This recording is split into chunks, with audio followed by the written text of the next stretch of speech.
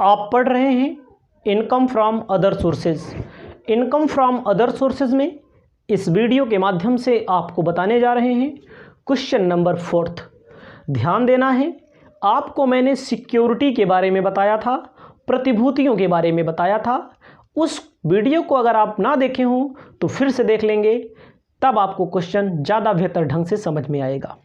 सबसे पहले क्वेश्चन की बारीकियों को पढ़ते हैं, समझते हैं। क्वेश्चन अपना कहता है, mister x has following investment the previous year ended. Mister x ने बहुत सारी इन्वेस्टमेंट किए हैं। कहा गया है 50,000 12% हरियाणा स्टेट इलेक्ट्रिसिटी बॉन्ड। 50,000 रुपया इन्होंने इन्वेस्ट किया है, साल भर में इनको 12% इंटरेस्ट मिलेगा हरियाणा स्टेट गवर्नमेंट के पास। 40,000 13%, 40,000 कहीं जमा किया है, 13% ब्याज मिलेगा। और इस पर इलाहाबाद डेवलपमेंट बॉन्ड।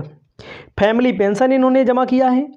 उसके बाद 6,150 रुपया इंटरेस्ट रिसीव हुआ है tax received, tax free security पर, चिट सिक्योरिटी पर। और 74,000 रुपया इन्होंने टैक्स फ्री इन्वेस्टमेंट किया है लिस्टेड कंपनी में। 50,000 डिवेंचर इन्होंने गोवा डेवलपमेंट अथॉरिटी में इन्वेस्ट किया गया है। कोई दिक्कत नहीं है। बहुत ही ढांसू प्रश्न है, ये ध्यान दीजिएगा, बहुत ही तगड़ा प्रश्न है। ही टुक अ लोन, गोवा डेवलपमेंट अथॉरिटी के शेयर को परचेज करने के लिए 20,000 रुपये का लोन लिया है 11% ब्याज के लिए।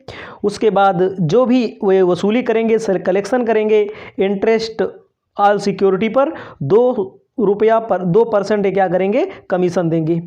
कोई दिक्कत नहीं। ध्यान दीजिएगा, आपको कंप्यूटेशन करना है income from interest on security, मतलब आपको कैलकुलेट करना है कितनी इनकम कर रहे हैं सिक्योरिटी से। बहुत अच्छा क्वेश्चन, बहुत ढांसू क्वेश्चन। लिखना पड़ेगा computation of income from securities. Income from security के बारे में इसमें आपको कंप्यूट करना है। उसके बाद आपको इसके नीचे सीधा लिखना है for the assessment year. Assessment year आपको लिखना है। क्या करना है असेसमेंट ईयर में? सबसे पहला कार्य ध्यान दीजिए भैया, ये में समझना पड़ेगा कौन सरकारी है कौन गैर सरकारी है, ये तो समझना पड़ेगा ना। जैसे आपको नॉर्मल तौर पर जैसे हरियाणा गवर्नमेंट दे दे, किसी शहर के नाम से रिलेटेड दे दे, जैसे इलाहाबाद दे दिया, हरियाणा दे दिया, उत्तर प्रदेश, झारखंड, मध्य प्रदेश, भारत सरकार, ये सारी चीज़ें अगर दे तो जान लीजिए आप गवर्नमेंट हैं, वो भी टैक्स फ्री। ठीक है, ध्यान दीजिएगा। मैंने बताया था प्रतिभूतियों के बारे में, सरकारी होती हैं। सरकारी में कई टॉपिक मैंने आपको बताए थे। सरकारी वाले में होती हैं ए वे सिक्योरिटी होती हैं जिनका ब्याज पूर्णतः कर मुक्त है। इन प्रतिभूतियों पर ना कुल आय शामिल होगी ना उस पर कर लगता है, कोई बात नहीं है। लेकिन आपको ध्यान देना है, कर योग्य वाले में केंद्र सरकार व राज्य सरकार द्वारा निर्गमित की जाती हैं, कर योग्य होती हैं मतलब टैक्सेबल होती हैं। टीडीएस इनके पर नहीं कटा होता है, तो ये कर योग्य वाली हैं, इन्हें शकल नहीं बनाया जाता। ध्यान दीजिएगा। सबसे पहले दिया है पहला हरियाणा वाला, पहला इन्होंने दिया है का 50,000 12% Haryana state electricity board bond. ध्यान दीजिएगा, ये क्या होती हैं? ये सरकारी है। पहली बात तो हरियाणा सरकार लिखा है, हरियाणा स्टेट गवर्नमेंट लिखा है, ये सरकारी है। सरकारी पर 50,000 लगाए हैं, 12% मिलेगा इनको। लेकिन कैसे पता लगेगा टैक्सेबल है कि टैक्स फ्री है? टैक्स फ्री वाले में भैया टैक्स फ्री लिखा रहेगा। ध्यान दीजिएगा, टैक्स फ्री लिखा रहेगा सरकारी वाले में। ठीक है, तो आपको ध्यान देना, एक्स का मतलब ये टैक्सेबल है, तो लिखना पड़ेगा कितना पैसा लगाए हैं 50,000, उसके बाद 12%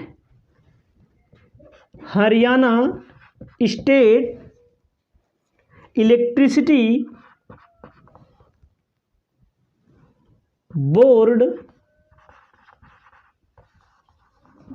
क्या लिखेंगे, Haryana state electricity board bonds. कितना पैसा लिखना है,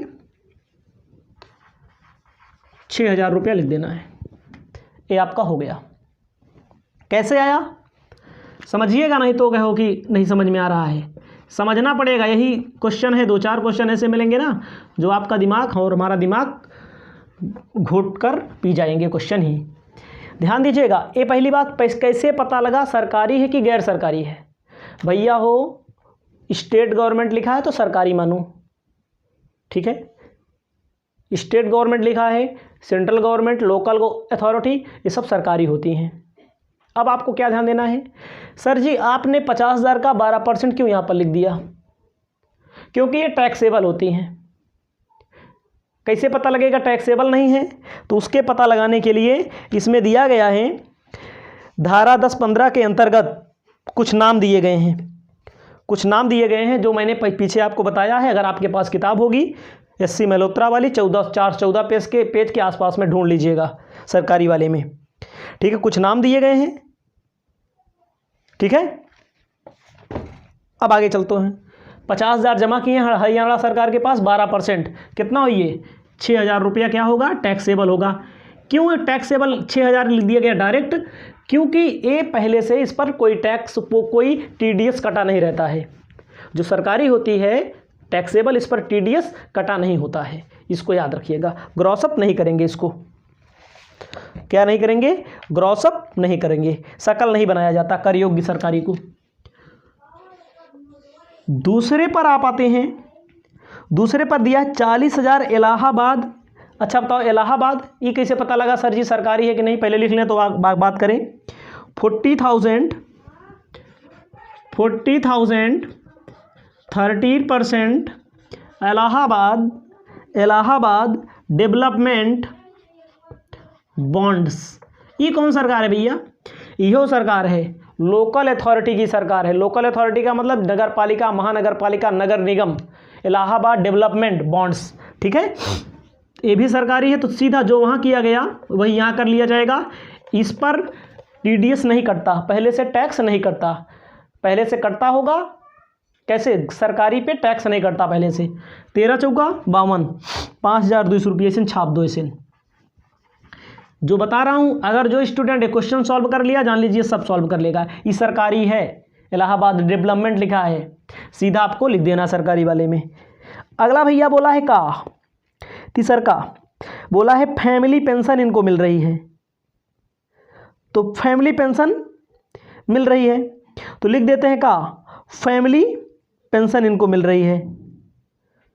तो चेक कर लेते हैं फैमिली पेंशन कितना मिल रही है, 24,000 रुपये इनको क्या मिल रही है, फैमिली पेंशन मिल रही है। तो इसको अभी छोड़ दीजिए थोड़ी देर के लिए, पहले लिखते हैं आगे, बताएंगे इसको भी फैमिली पेंशन के लिए। 6,105 रुपीज़, 6,105 रुपया रिसीव हुआ है टैक्स फ्री सिक्योरिटी पर। के पे टैक्स फ्री सिक्योरिटी क्या लिखा है बोलो, 6,105 रुपया ब्याज मिला हुआ है टैक्स फ्री सिक्योरिटी पर chit fund of private company में। तो इसको बोलेंगे प्राइवेट कंपनी, गैर सरकारी कंपनी। एम है भैया टैक्स फ्री लिखा है, कर मुक्त लिखा है, वास्तव में कर मुक्त नहीं होता। इसका मतलब होता है कर मुक्त जो टैक्स फ्री लिखा है कि TDS इस पर कट चुका है। TDS का मतलब जैसे मान लीजिए हमने या आपने या इनका नाम यक्स है, यक्स ने जमा किया था जो भी पैसा, जो भी ब्याज बना इनका 6,105 रुपया, इनको कंपनी चिट कंपनी इनको दे रही है। तो जब ब्याज पैदा होता है, जब पैसा पैदा होता है, जब पैसा पैदा होता है वहीं पर टैक्स काट करके सरकारी खजाने में जमा कर दिया जाता है। उसके बाद जो मिलता है वो प्राइवेट का है। कैसे पता लगा, टैक्स फ्री लिखा है लेकिन वास्तव में टैक्स फ्री नहीं है। क्यों नहीं है, क्योंकि पहलवे टैक्स काट लिया गया है। समझ रहे हैं, तो लिखा जाएगा interest on security of chits India, interest on securities of chit India. Chit India में कितना भैया, 6,000 105 रुपया मिल रहा है, ये कै परसेंट है? ये है भैया 90%। याद रखना, पहली बार ग्रॉसअप बता रहे हैं। ग्रॉसअप का मतलब होता है टैक्स कटने के बाद है, इसको टैक्स कटने के पहले करना है। ऐसा इसलिए किया जा रहा है क्योंकि टैक्स फ्री लिखा है, टैक्स फ्री है, लेकिन वास्तव में टैक्स फ्री नहीं होता। जैसे मान लीजिए हम थोड़ी देर के लिए मान लीजिए हम इन्वेस्टमेंट किए हैं, कहीं पर पैसा इन्वेस्टमेंट है हमारा, मान लीजिए किसी कंपनी में, वहाँ ब्याज बनेगा हमारा। सर कंपनी के ऊपर जिम्मेदारी रहती है, जो टैक्स बन रहा है आर.के. मौर्य को जो पैसा आप देंगे उनके टैक्स हमारे खजाना में काट के जमा कर दो, सरकार कहती है, इनकम टैक्स डिपार्टमेंट। भैया काटने के बाद है तो आपको पता है इस पर 10% TDS कटता है, ब्याज पर, डिविडेंड पर 10% TDS कटता है, 100/90 करना पड़ेगा। और इन्हें दो ये चीज़ मिलेगा, एक कैजुअल मिलेगा, वो में 100/70 करना पड़ेगा। तो आप इसको कर लेंगे तो इसका मतलब ब्याज पूरा बन रहा था 6600। भैया ब्याज बन रहा था 6600, ब्याज बन रहा था कितना? 6600। लेकिन यहाँ पर देखिए कैलकुलेट करते हैं कितना आएगा, यहाँ पर नहीं आएगा। 6105/90 गुणे 100, 6783 रुपया बन रहा है। भैया हो नियमों जो है ना चेंज हो गया है, नियम जो है थोड़ा से चेंज हो गया है। पहले TDS का कितना था? पहले TDS का था 100/90, तो अब TDS का हो गया है नए वाले में, नए साल वाले में 100/92.5। बुरा मत मानिएगा, ये मत समझिएगा सर जी गलत बता रहे हैं, किताब में बोला गया है। 2021 में जो लगता था और अब जो लग रहा है ये बदल गया है, तो 92.5 लिख लीजिएगा, बुरा मत मानिएगा हमारी बात को, ठीक है। 92.5 नियमों चेंज हो गया। इसके पहले जो वीडियो बनाए हैं वहाँ पर मैंने 90 ही रखा है, तो इतने में आपको कोई दिक्कत नहीं होनी चाहिए। बात को आगे बढ़ाते हैं। अगला है 5th नंबर को, नंबर हम 4 डालते हैं। 5th नंबर में कहा है 74,000 रुपया tax free listed debenture of a company. भैया टैक्स फ्री लिखा है, 74,000 रुपया जमा किए हैं। कितना जमा किए हैं? 74,000 रुपया जमा किए हैं। लिखा जाएगा क्या? 74,000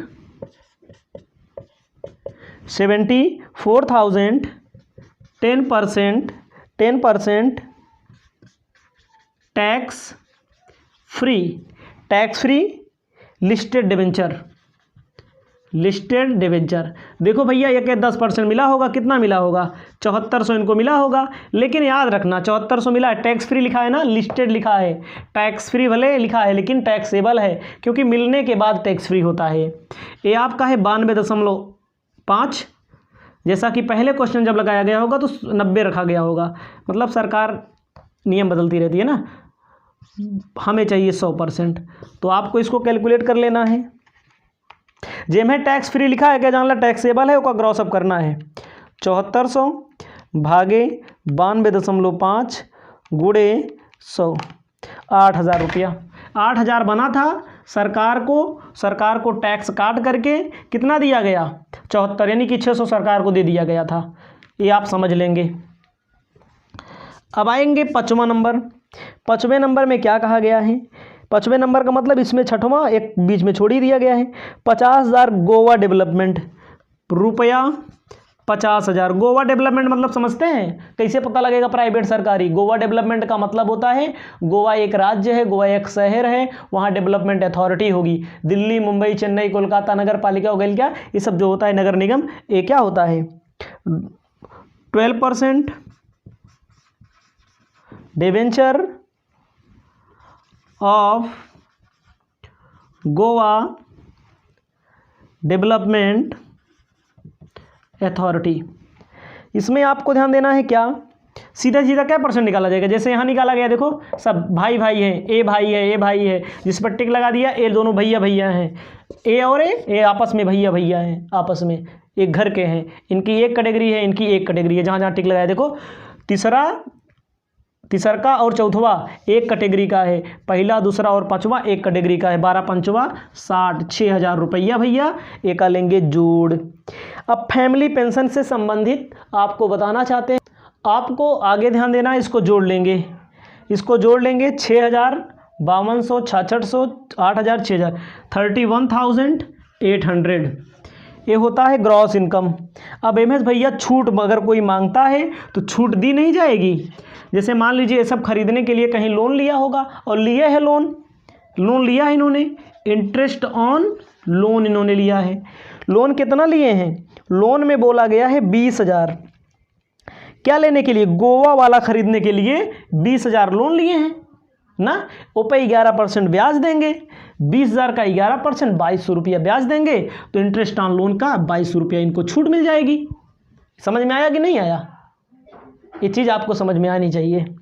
अब कह रहे हैं कि इंटरेस्ट ऑन लोन, तो आपको समझना है इंटरेस्ट ऑन लोन के बाद अब कह रहे हैं 2% जितना पैसा इकट्ठा कर रहे हैं 2% ओपे का लेंगे। ओपे भैया खर्चा देना पड़ेगा, वो का बोलते हैं बैंक चार्ज या कलेक्शन चार्ज। बैंक कलेक्ट करेगी ना, जितना पैसा इनको मिल रहा है कलेक्शन चार्ज बैंक करेगी। ध्यान दीजिएगा थोड़ी देर के लिए, चार्ज करेगी। तो आप समझिएगा जितना बैंक कलेक्शन करेगी इनका।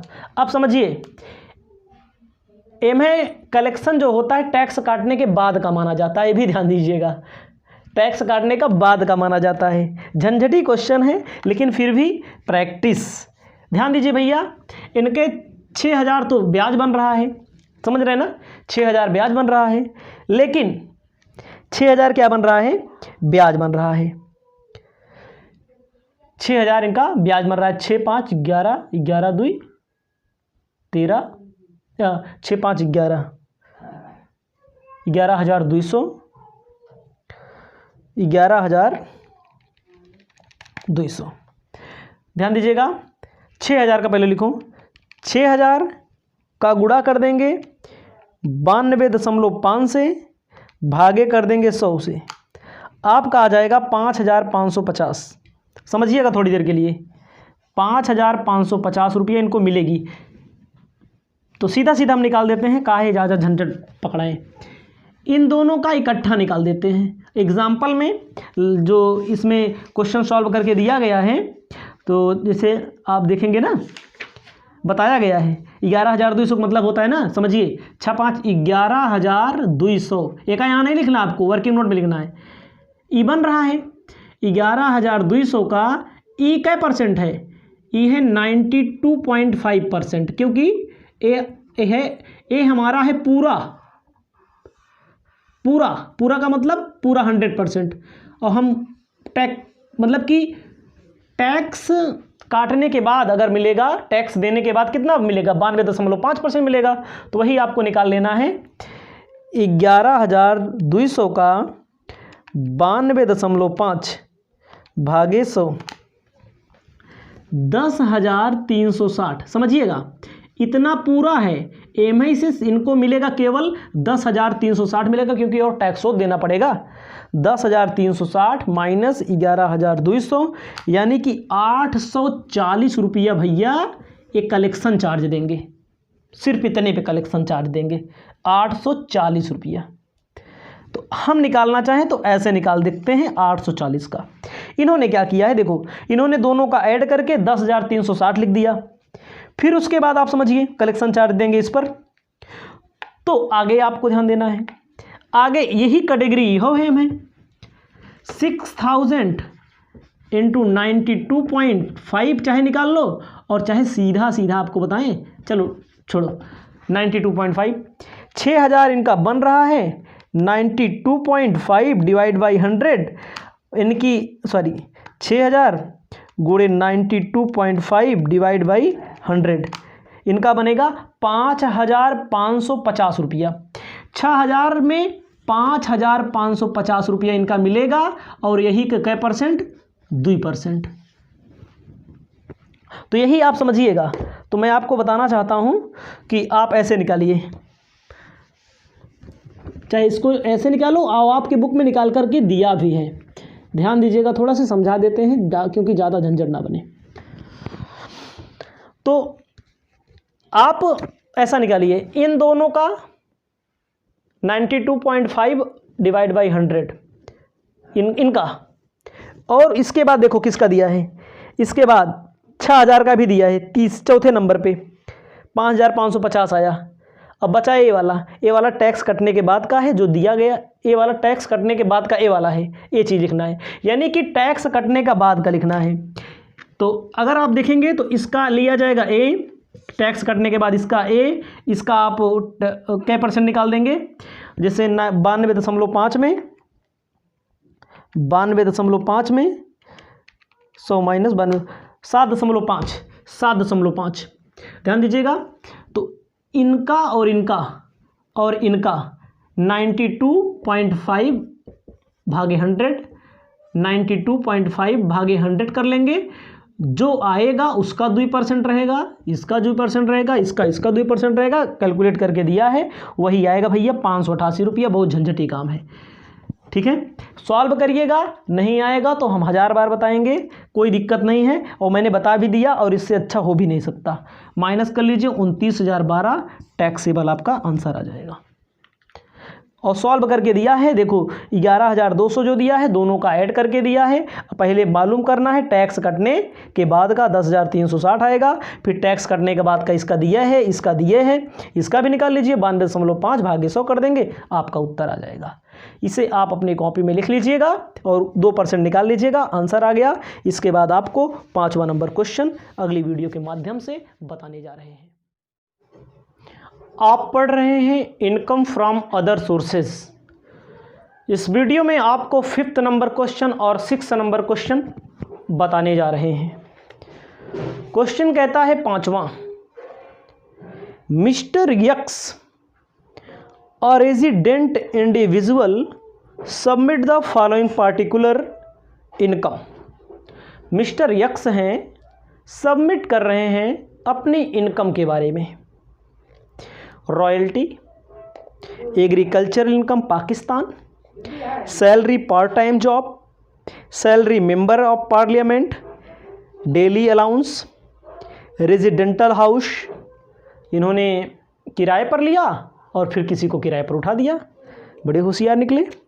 डिविडेंड रिसीव कोऑपरेटिव सोसाइटी, और छूट मांग रहे हैं। बहुत आसान क्वेश्चन, ऐसे ही क्वेश्चन पेपर में बहुत पूछे जाते हैं। आप अपनी कॉपी में लिखिए computation of income from other sources. Computation of income from other sources for the assessment year, लिख लेंगे। उसके बाद तो कह रहे हैं इनकम फ्रॉम रॉयल्टी, रॉयल्टी से कितना कमा रहे हैं, 20,000 रुपया। इनकम फ्रॉम रॉयल्टी, रॉयल्टी से कमा रहे हैं 20,000। लेकिन नीचे देखो 8वें नंबर पे कह रहे हैं रॉयल्टी में, जो रॉयल्टी से फ्री थोड़ी आएगी, इस पे खर्चा भी करना पड़ेगा। खर्चा भी किया 3,000, लेस करेंगे एक्सपेंसेस 3,000 रुपया, 17,000 रुपया इनकम मानी जाएगी।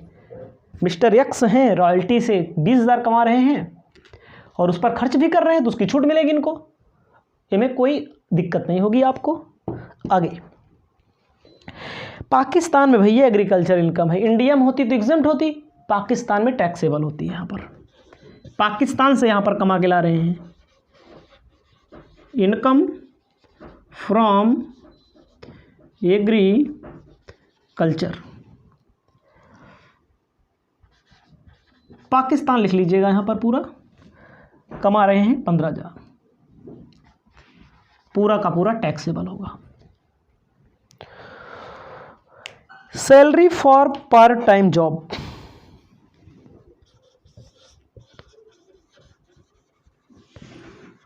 For part time job. देखो भैया, पार्ट टाइम जॉब कर रहे हैं तो मैंने लिख तो भले दिया, लेकिन यहाँ पर टैक्सेबल नहीं होगा। क्यों नहीं होगा? सैलरी है तो सैलरी वाले हैं, चैप्टर में पढ़ो इसको, यहाँ कोई काम नहीं है सैलरी वैलरी का। लेकिन मेंबर ऑफ पार्लियामेंट एमपी हैं, एमपी मतलब जानते हो, मेंबर ऑफ पार्लियामेंट, संसद का सदस्य वाले को सैलरी में टैक्सेबल नहीं होता, अदर सोर्सेज में होता है। 36,000 कमा रहे हैं, एमपी है भैया, मेंबर ऑफ पार्लियामेंट है, जो सांसद होते हैं इनका जो वेतन होता है वो यहाँ आता है टैक्सेबल अदर सोर्सेज में। डेली अलाउंस, डेली अलाउंस का मतलब क्या होता है समझते हो?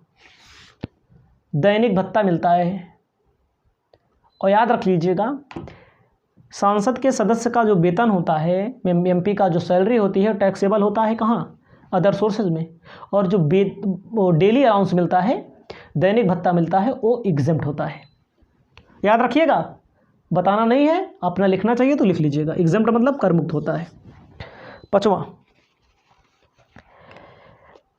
का मतलब होता है जैसे जैसे करते चले जा रहे हैं वैसे लिख रहे हैं, जो छूट जा रहा है उससे नहीं मतलब। अब इन्होंने क्या किया है, रेजिडेंटल हाउस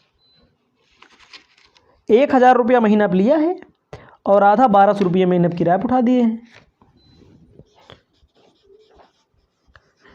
इनकम फ्रॉम सब लेटिंग, भैया 1,200 रुपये में किराया उठाया, 12 महीने का, 1200 गुणे 12 14,400। समझ रहे हो? जैसे मैंने मान लीजिए हमारा नाम, हमने कोई घर लिया किराए पर, कितने पे लिया? 1,000 रुपये में। आधे में रहेंगे और आधा रेंट पे दे देंगे। आधे में रहेंगे तो पूरे मकान का 12 महीने का किराया कितना हुआ? 12 महीने का 12,000 हुआ। आधे में रहेंगे तो वाला चलो ठीक है, जो किराए पर दे रहे हैं उससे कितनी कमाई हुई? 14,400। लेकिन इसके पीछे कितना खर्चा होगा? 12,000 कुल खर्चा हो रहा है, 6,000 अपने पीछे तो 6,000 इसके पीछे, लेस रेंट पेड 6,000, कितना हो जाएगा? 8,400। इसको लिख लीजिए 8,400। आगे चलते हैं। 7वें नंबर ध्यान देना है। अब 7वें यानी कि यहाँ 5वां भले लिखे रहे हैं, लेकिन 7वें, dividend from cooperative society. Dividend cooperative society से डिविडेंड मिला है 5,000 रुपया, पूरा टैक्सेबल होगा और कुछ नहीं है। 5,000 रुपया टैक्सेबल होगा। ध्यान दीजिएगा, लेकिन कह रहे हैं डिविडेंड कलेक्शन के लिए 100 रुपये खर्च हुए हैं। इसको सीधा यहाँ लिखो 5,000, लेस कर देना है कलेक्शन चार्ज 4,000, कलेक्शन चार्ज 4,000 मतलब माइनस कर दिया जाएगा, छूट मिल जाएगी। 17,000, 15,000, 36,000, 8,400, 4,900। आपका आंसर देखिए कितना आ रहा है? 81,300। इसको बोलेंगे income from other sources. Other sources याद रखना मेरे भाई, ठीक है? क्या क्या छोड़ा गया इसमें वो जरूरी है याद रखना। छोड़ा गया है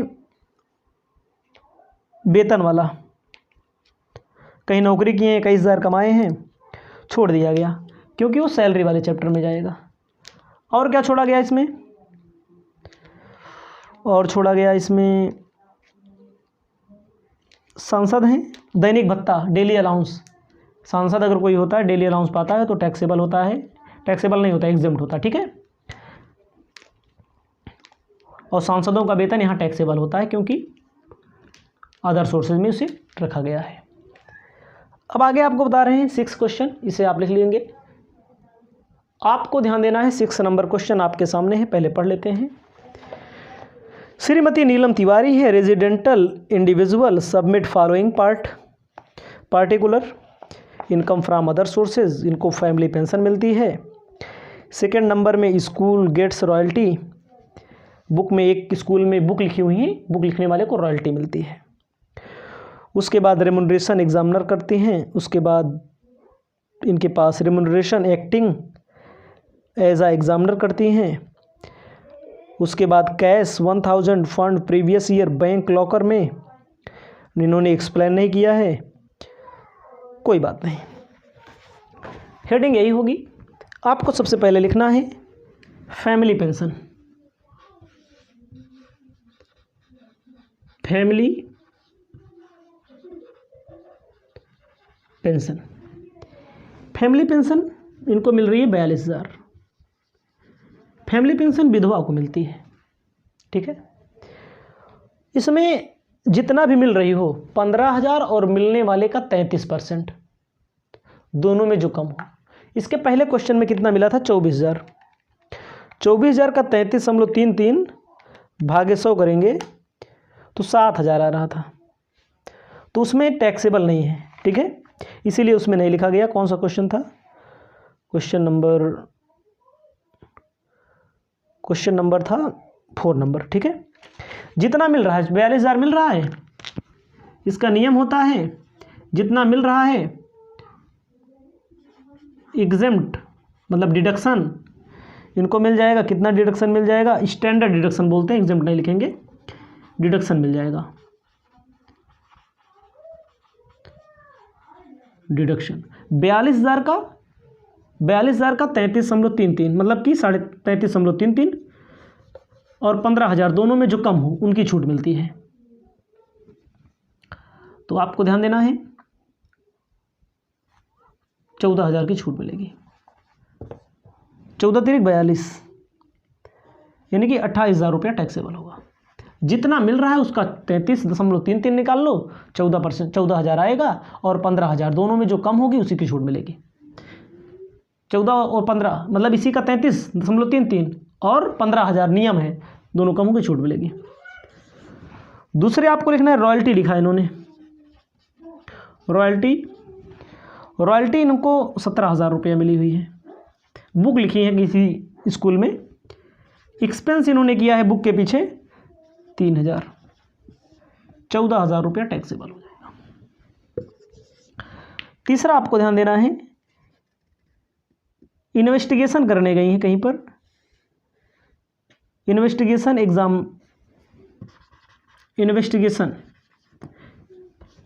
अनुसंधान करने गई हैं, जांच इन्वेस्टिगेशन,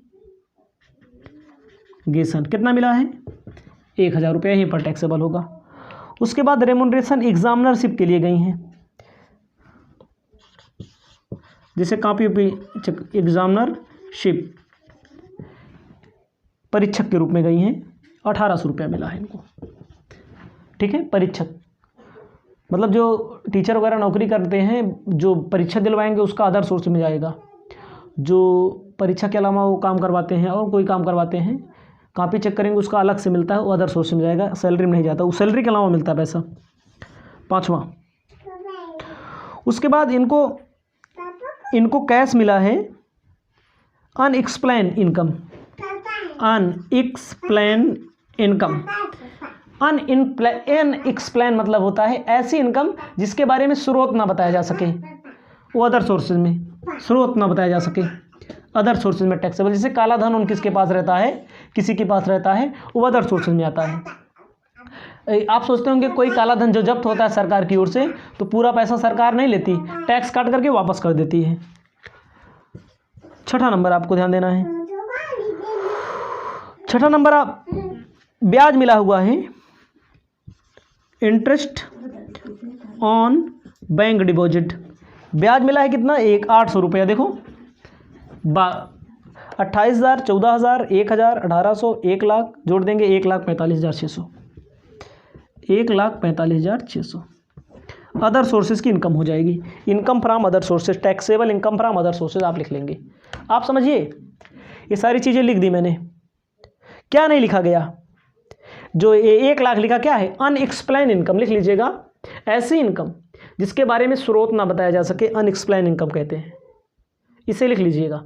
वो अदर सोर्स में आता है, ठीक है। इसके बाद और भी क्वेश्चन आगे हम आपको बता रहे हैं। इस वीडियो में इतना।